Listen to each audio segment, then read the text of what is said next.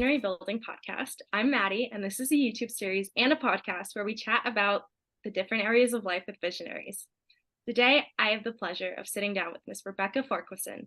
Rebekka works in a community with individuals who have intellectual and developmental disabilities, and alongside a remarkable resume, she's all about adding a little bit of pixie dust into each day. Rebekka, thank you so much for joining me today. Thank you so much for having me. This will be fun. We're so excited to have you on the series. As you know, I work for the talented visionary Celeste Gehring. Yay! I love Celeste, who runs Visionary Building. She helps individuals find their purpose and their voice. One of the areas of life that individuals can really use and find their voice is spirituality. First of all, Rebekka, I would love to ask you, what does spirituality mean to you? That's an awesome question. I think spirituality is a little bit different for everybody. A lot of times you hear that word and immediately go to religion. I do have my necklace on at the moment. I am half Catholic, half Jewish. So resonating a little bit harder on my Jewish side these days. But I've never been super into like going to a place of worship and prayer. I've always kind of found it more internally. I think these days, what really brings me back to that center is knowing that I am putting out positivity. I know that there's more kindness out there, there's hope out there, and knowing that something else may be out there helping us guide that way, but more so giving us the ability and the purpose to bring it to the forefront and do it for ourselves as human beings and just taking care of one another. I resonate with that as someone who's born and raised Roman Catholic, from New England, or I guess I don't know if New Jersey is technically New England. I don't think so, but kind of that. We'll accept you in there. It's totally fine. Thank you. But something that I had always struggled with is so many people will say, you have to be devout, like you have to show up to mass every Sunday, but that, you can find your spirituality, you connect to a higher power, like if it's Jesus, if it's God, if it's all, like without showing up to a temple or a church or a place of worship, you can kind of connect with that outside of life. And I feel like the reason why you're able to kind of thrive in that is because you're also a visionary. I would also love to know how you would describe being a visionary and what that kind of means to you. Absolutely. I think it's something that I always had inside me. But meeting Celeste back during COVID, I did an externship with her in 2020. So it was a completely digital virtual relationship. But she is a rock star. She gets you to really dig in there and see what you're looking for and what you really can put out there. I think knowing those relationships and those powers that'll be there that she really pushed out of me helped me figure out exactly where I fell in the visionary spectrum. I think we all have different things there, and my biggest passion is in impacting others and giving voices to people who may not have them or not know how to use them yet. And I think that has really powered me to move my visionary forward and show other people that they're visionaries as well. Give everybody else that opportunity to find their spotlight, turn on the light switch, and figure it out that way. Celeste has also really helped me kind of use those skills both as a visionary and connecting to my spirituality to kind of further me along in my professional career. A lot of what I came to was to also just recognize my worth and how loved I am outside of a professional environment. And yeah, absolutely. And it's my understanding that you kill it at that. I was reading your bio, and work-life balance. Wow. You are just such an inspiration for just following your passions. Because I feel like so often, so many of us are just like, oh, I don't enjoy my job. I have to get up. I have to go to bed to be at my job at time. But it's my understanding that you swim in a mermaid pod. Oh, yes. Yeah, the work-life balance is really hard. I have found myself in a new position 8 months ago. The organization is amazing about promoting that work-life balance. If you work after 5, before 9 on the weekend. You get those compensation days. But yeah, outside of work itself, you got to find those other things that turn on that spotlight for you and really get you going. About, I would say 2 to 3 years ago, I just, when I met Celeste, I realized maybe I'm a weirdo. Maybe there's other weirdos out there just like me, and let's go figure it out. We were all in lockdown during COVID, and I said, this is when I'm buying my first tail. I only have one of my own at the moment, but I borrow a lot from friends. But we were in lockdown. I had a little kiddie pool, and I sat in my backyard in my tail, and it made me happy. That's all we needed to do during lockdown, was find those things that made us happy. But over the last year, I have met the rest of, we call ourselves the Ocean State Merfolk. We meet in Rhode Island twice a month, sometimes more in the summer. We'll go hiking and find a pond or a lake or something. And yeah, we will swim to our heart's content until our human skin is wrinkly. And really just, it's an amazing time. We all bond and connect over silly jokes and just feeling more alive in the water with one extension underneath us rather than the 2 legs we walk on daily. I love that so much. That's really amazing. So is it true that those tails can weigh up to like 50 pounds? Yeah, those things get heavy. Oh my goodness. It totally depends on what you swim in. My personal tail that I own is strictly fabric. It's not really that heavy. It's a little awkward sometimes, as it's not as malleable as swimming in like a silicone tail. The tails we swim in as a group, we typically have a silicone monofin that then slides into and gets zippered up into a fabric tail itself. Wow. Most of the amazing influencers out there that you see online are actually more or less in a full silicone tail. But those are crazy expensive. So we are not quite there yet myself. But yes, they can get super heavy. Sometimes I'm swimming in a 20-pound tail. But the best thing to remember is you're in water, and weight means pretty much nothing under there. So it's really fun. It's a great exercise. And then when you try those bigger tails, you just feel even better about yourself. Wow. So alongside of a workout, because whew, I would probably drown in one of those. Is this a spiritual experience for you as well? Absolutely. Well, number one rule is no dead mermaids, so there's no drowning. I promise. We help each other out. Awesome. But no, I totally think it comes down to a spiritual experience as well. I always have found myself gravitating towards the beach. Being a New England girl, like we were talking about, coastline is abundant and ready to go. My mom and I would drive an hour sometimes just to get to the best beaches we could possibly find. And some days it was sitting out on the beach and not going into the water. Other days that you wouldn't get us out of there. One day we got out pretty quickly. We were in New York and something hit our feet and we said we were done. But no, I think there's something very healing and healthy about that environment. And when I'm with the rest of my mer friends and everything, we can't always get to the ocean, or sometimes fresh water isn't an option. In New England it gets cold, we got to find pools to go to. We have amazing relationships with all kinds of different community pools that happen to be indoors, and that can help a lot as well. But I think it's one of those things, you meet the same kind of people as yourself. You're in a very similar mindset and thought process, and that alone can be super spiritual and connecting. That's something I think a lot of us are striving for every day, and it's something that our society definitely needs, is to find those people that we just connect and bond with, and you find so much potential in yourself once you find that group of people to be around.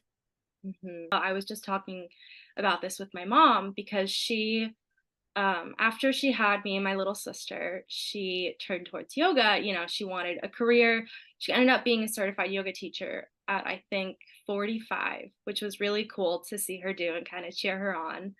And she explored Buddhism a little bit with that. She wanted to learn Sanskrit, and we were kind of talking because I was like, Mom, I love being Catholic. I love my faith. It's something that I lean on really heavily. But this isn't something that the Roman Catholic community would necessarily agree with me with, but I feel really close to God and creation more or less than on a Sunday morning in church when I am walking in the woods, when I'm swimming, when I'm hiking. Um, and I just think that really does connect me with a higher power. How do you think, or what would you really have to say about people who are kind of struggling with that too? If they feel really connected and, maybe it's their job or it's volunteering on the weekends or just enjoying all of God's creation, but they're feeling kind of that pressure to kind of conform to the regular ways of practicing spirituality. Yeah, absolutely. I think that's something that is generational. My father grew up in a very Irish Bostonian family. He went to church every Sunday. He went to Catholic high school. I grew up with parents on opposite sides with different religions. I got to see a little bit of everything. I did go to mass every Sunday when I was most Sundays growing up. I went through Sunday school. I got confirmed in the church. And I also got to practice Jewish high holidays. I got to connect with my Jewish family. I still have cousins over in Israel that I speak to via social media, which is amazing. That's really cool. But I totally agree. I think that's something that a lot of us are starting to figure out. Nature is very connecting.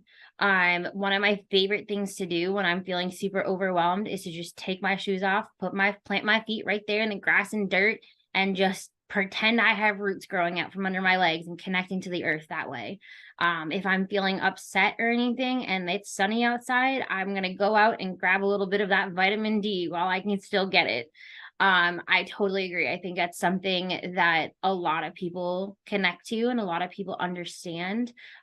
You have people that will go hiking barefoot and they want to do as many mountain trails as they possibly can because they feel whole while they're there on the trails. For me, it's very similar. If I am by water of really any kind, I can almost feel refreshed. If I can't go out, it's snowing or whatever the case may be, a quick salt bath in the bathtub always tends to bring me right back to my center. Um, I think nature is something that many people try to understand, and there's so many facets of it that aren't technically possible to understand. Mhm. And to just realize that you are one with it. There is all kinds of stuff around you. There's all kinds of, maybe it's spirits, maybe it's an epiphany of a feeling, but anything out there, and to know that you can be a part of that system while it's still moving and growing and changing around you is just very exciting. And I find that to be very religious for me as well. I don't go to church anymore. I don't go to temple. I will definitely celebrate all the holidays. I usually do it just so that I can be with my family, not usually for any other outside reasons or anything. I think it's just a great excuse to get the whole family together and have a good time. But yes, I think in terms of religion, getting outside, getting one with the nature, maybe it is taking off your shoes or it's putting that yoga mat down and doing a couple salutations there under the sun. Sometimes it's even fun to just kind of put a candle outside under the full moon and try to throw away some of those bad thoughts and try to take in some good new thoughts depending on new moon and full moon. I live down in Clemson, South Carolina, and I live on a lake. And when I walk out there, I'm like, wow, the Mhm. same higher power that I believe in, he created me too. And that's just a really remarkable feeling. Yeah, I think it's awesome. Like, we're all individuals, but we're all in the same system and we're all enjoying very similar things every day. Mhm. I agree. And I loved getting to learn about what you do outside of your work that connects you to your spirituality. But it's my understanding that you work in a community with people with intellectual and developmental disabilities professionally. And a common belief is that those individuals who are not neurotypical, that they tend to be more spiritual. I know that this is a generalization, and I know that everyone's different. They are unique and they're individual. Have you met anyone in your field of work who, or anyone even outside of your field of work who was neurodiverse, who really has something to teach neurotypical people or anyone really looking to connect with spirituality? Yeah, it's a great question. I think it's definitely something out there that many people see black and white, the neurodiverse community versus the neurotypical community.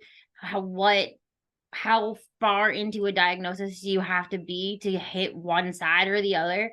I don't think that's the case at all. As somebody who's been diagnosed with ADD since I was, I think, 23, so I didn't get diagnosed until I was an adult.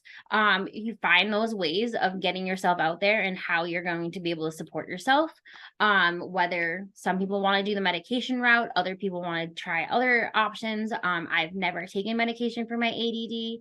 A lot of my caseload cases that I work with at work have had even more serious diagnoses than just ADD or ADHD. There could be autism, Williams syndrome. There's all kinds of different diagnoses out there. Down syndrome is a big one as well. And at the end of the day, for me, my biggest job is to just make sure that there is equal in employment for everybody. Everybody deserves a job that they love to go to every day. Everybody deserves to go out there and do something for the community outside of their four walls at home. I think what a lot of the experiences that I've had in my current job are exactly that. They're looking for inclusion. They're looking for equal opportunity. They're looking to learn and be responsible for everyday tasks, just like everybody else in the world. I think sometimes we take for granted our 9 to 5. Sometimes we have other weird hours in events and sports and all of that as well. But I think sometimes people take that for granted. And to have a job that you are excited to go to every day is so worthwhile to find. It's taken me a very long time to get to a spot like that. And you feel it as soon as it happens. In terms of your question of spirituality for those in the neurodiverse community and those with IDD, I think that varies for a lot of people as well. I think a lot of times you'll see very close knit families because they've had obstacles to face, whether they wanted to put it on a positive side or thought of it as a negative side. Some people think of it as both. At the end of the day, it's not I don't see it as a decline of normal life. I see it as a turn the page and you're trying a new strategy, or you're starting something you may not have envisioned when you were 23 and telling yourself you were going to have a family and kids. But then you're 35 and this is the cards you've been dealt, and that's your family, and that's what you have to go out there and just rule the world and do what you do best. I think in terms of spirituality, it really just comes down to what we were talking about earlier: positivity, kindness, hope. I think those are very heavy and very powerful feelings, powerful actions. We see it not every day, unfortunately, but when we do see it out there, it really brings people together. You see rallies on the Boston Common or Central Park or wherever people are at. You'll see like pride parades in the summer, and then we had Black Lives Matter parades, and people just coming together for a common goal, a common feeling, a common religion almost. And I think being able to get out there, to have that say, to be able to celebrate who you are, who you want to be, and who you want to include yourself around is religious all on its own, and it's really a powerful statement. And I think neurotypical or neurodiverse, we all want the same, similar thoughts, similar lifestyles. And when you have something you are passionate about, you are interested in, the world is all open for you. And I feel like, that being said, and everything that you had just shared about kind of how everyone can connect with spirituality and just, happiness, kindness, joy, mutual respect, the feeling of belonging, that's all so spiritual because we are really all connected. That's just something that I think everyone, no matter what or who they are, can relate to. I know for me, when I was 18, I lost a friend, a coworker, and a peer at school in a car accident. And, she was 18. We were going to graduate high school in 3 weeks, and I was just, nothing made sense Mhm. to go and have to mourn someone so young and someone my age, my friend, my coworker at Dunkin' Donuts, like I kind of turned toward my religion and I was like, why? Why would you do something so bad? And I feel like with everything just going on in the world, and social issues, the Mhm. pandemic, it's just something that everyone is kind of maybe turning to their spirituality and just being like, why? Like, if you are so good and you are so holy and we can find so much love and peace in you, then why is this happening in the world, or why is this happening in my life? And I feel like you just said it perfectly. We just have to keep on striving towards happiness, towards connecting with one another and coming together on things that we all mutually believe in to find that religion. I totally agree. I've unfortunately lost some people very close to me as well. Some random occurrences, some self-inflicted. And I think that when you're in that moment, it's very heavy, it's very hurtful. You want to find that dark cloud and just kind of bury yourself. And sometimes we need that for a little while. Mhm. But I think in an odd way, those things happened in to certain people because whatever is out there knows we're strong enough, knows that we're going to take those moments, we're going to take that pain, and we're going to build and we're going to help other people and we're going to get more people through it. My first major, I would call it a catastrophe. I'm still dealing with it, God knows, almost 20 years later. My grandfather passed away from cancer while I was in high school. He saw Sorry. my junior prom, did not see my senior prom, did not get to my graduation, didn't see me go to college physically, but Mhm. I knew he was here. A rainbow pops up, there he is. A hot air balloon falls around. I know he's looking at me and telling me, "What are you doing?" Oh, So I feel like a lot of those kinds of things build us to be the people that we are ready to become. We might not know that, but whatever put us on this planet, whatever set us on this path, knows that we're ready for it, mhm. and we will find those paths. We will find that healing, we will find that power, and we're going to become those visionaries we were just talking about, and we're going to put people up on bigger platforms and higher platforms. They're going to become visionaries, and they're going to be able to start taking those life paths that they didn't know existed until someone like you or I were able to come in and help them find it. And then that voice is going to just continue to get louder and louder until we have hundreds of visionaries all around us and we're all connected because we're ready to take that higher power into our own hands and help each other out. Wow, you are just such a fabulous example of living your life with purpose, living your life spiritually in tuned, and living your life to the fullest. And I really look up to you in that way. I appreciate it. It took a really long time to get here, so I promise it's available for everybody. Oh.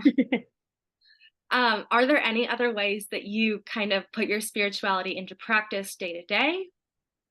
I need to be better at a day-to-day kind of practice. Like I said, did not happen overnight. Mhm. There are times I love to just light a candle and let that kind of wash over. I do use tarot cards here and there, Mhm. and do a little reading depending on what situation is going on or what I'm trying to figure out. I find those to be very powerful as well. Um, some people get it, some people don't get it. That's totally fine. They're meant to be broad because you're connecting to something else. Mhm. There's been times I've done readings for friends over the phone didn't even have a face-to-face kind of thing, and they knew exactly what those cards meant for them. Mhm. Yoga is another one I really love to do. This is gonna sound super weird, and it's literally only in the fall, but football is my thing. Mhm. I get together with friends every Sunday. We go to the bar together. We watch our team usually lose. But we go there. We are there together. We are here as friends. We are our own little Raiders family. Oh. Stuck in New England, so it's hard. But it's just a way for us to connect. It's another way that I found more of my people. Um, every other Saturday that I can get with my mermaid friends, we get into that pool, and the only thing that matters is how gorgeous those tails look. What Mhm. tricks can we learn? What tricks can we teach each other? And just having a good laugh for a couple hours. Mhm. But yeah, I would say my daily practice needs a little bit of TLC. But in the fall, I have my football Sundays, and then I just try to find one thing that will bring me joy by the end of my day. And I just have one last question for you.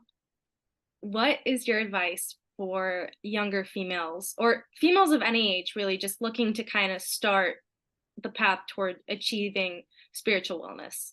Yeah, absolutely. I think it's a really good question. I think the best part about it is to find yourself.